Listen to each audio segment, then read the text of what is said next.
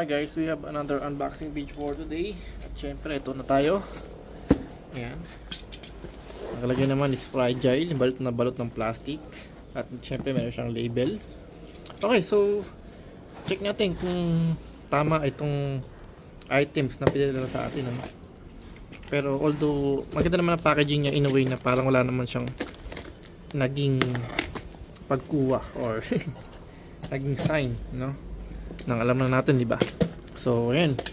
Okay, so ganyan. Meron pa siyang bubble plastic, no? For safety. Packaging. Bubble wrap again. At syempre yung resibo, no? So, syempre bakit nga ba tayo dito pa umu-order eh?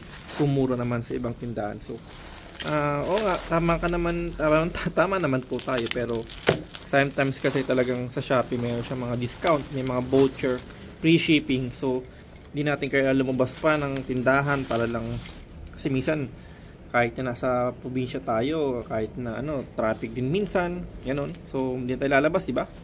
Tapos yung presyo, yun nga, talagang may difference din, no? Talagang medyo may pagka-menos tayo dito. Okay, so ano ba? Okay. So, so meron tayo ditong yun, no? Listerine na value pack po, no, na 50% off sa 250 ml. So patak siya ng 750 ml. Ayan, 750 ml plus another 50 ml. So kung bibili tayo ng 1 litro, so alam niyo kung magkano 1 litro ng ganun. Ito at least 1.5 liter siya. Tapos yung presyo na lang niya is naglaro lang sa 576 po, ano?